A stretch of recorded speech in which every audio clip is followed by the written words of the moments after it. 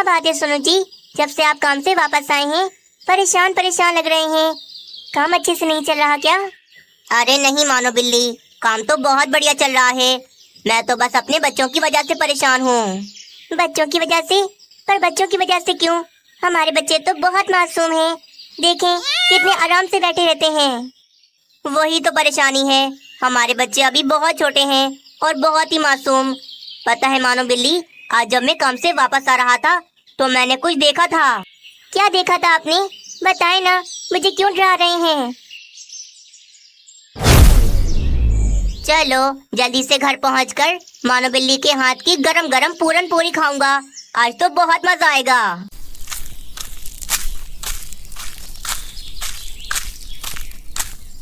तभी सोनू बिल्ली को कुछ आवाज सुनाई देती है। अरे अरे, ये कैसी आवाज है और ये कहाँ से आ रही है? सोनू बिल्ला आसपास देखता है तो तभी उसे सामने एक बड़ा सा भेड़िया नजर आता है, जिसके दांत तो काफी नोकीले थे। बाप रे, भेड़िया! ये भेड़िया कहाँ से आ गया? जरूर ये मेरे बच्चों को खाने आया होगा। खतरनाक भेड़िए को देखकर सोनू बिल्ला जल्दी जल्दी अपने घर की तरफ भाग जाता है। बाप रे, खतरनाक भेड़िया! पर वे कहाँ से आ गया हमारे जंगल में?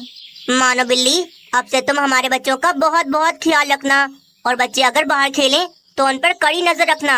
हाँ, अब तो बहुत होशियार रहना पड़ेगा। मुझे तो बहुत चिंता हो रही है। बेटा चीकू, बेटा शानी, इधर आओ, मामा को कुछ बात करनी है आप दोनों से। दोनों बच्चे फिर अपनी मम्मा के पास जाते हैं। मम्मा देखो ना, शानी भैया मेरे साथ खेल नहीं रहे। मम्मा, ये मुझे खेल खेल में मारती है, मैं नहीं खेलूंगा इसके साथ। उफ, आप दोनों फिर से लड़ने लग गए।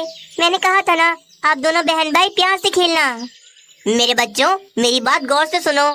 हमारे जंगल में एक खतरनाक भेड़िया आ गया है जो छोटे छोटे बच्चों को खा जाता है। इसीलिए बिला वजह आप दोनों घर से बाहर ना जाना और अपनी मम्मा के साथ रहना। बाबा, क्या वे भेड़िया हमें भी खा जाएगा? बाबा, मुझे वे भेड़िया खा जाएगा। शानी बेटा, क्या हो गया है? उस भेड़िए में इतनी हिम्मत नहीं कि मेरे बच्चों को खाए। जब तक आप दोनों के मम्मा पापा आपके साथ हैं, आप दोनों को कोई नुकसान नहीं पहुंचा सकता। बस फिर अगले दिन से मानो बिल्ली अपने दोनों बच्चों को घर में ही रखती थी।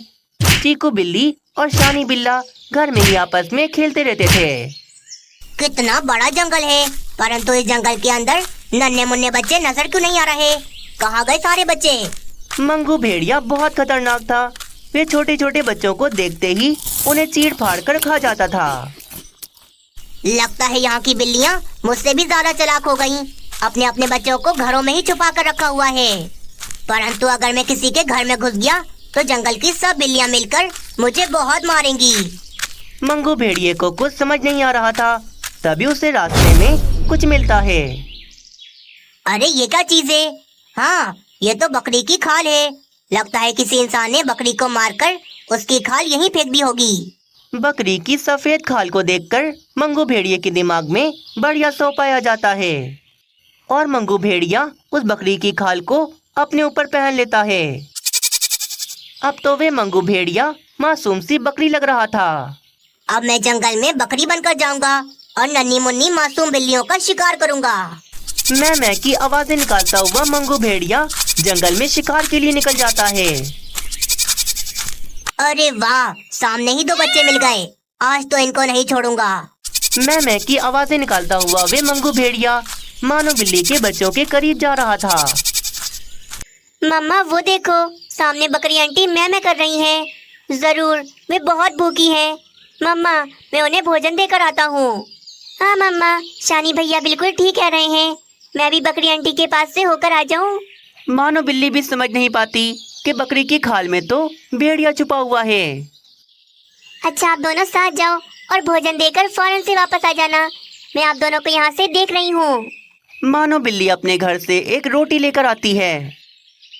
फिर रोटी लेकर वे दोनों बच्चे उस बकरी के पास चले जाते हैं। बकरी आंटी, आप ज्यादा मैं न करें।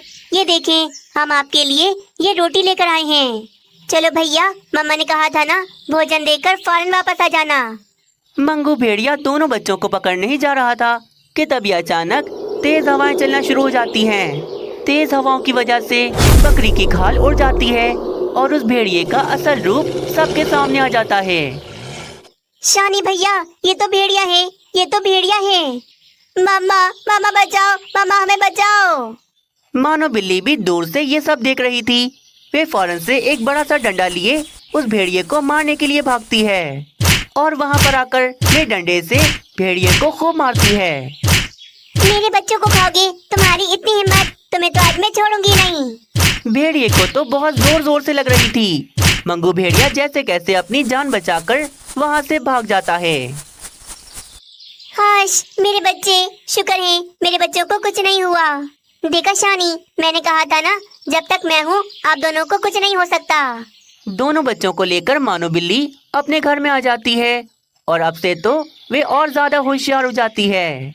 प्यारे दोस्तों, अगर आप सबको मानो बिल्ली की ये कहानी पसंद आई तो वीडियो को जरूर लाइक करें और ऐसे ही कहानियाँ देखने के लिए चैनल को सब्सक्राइब कर लें।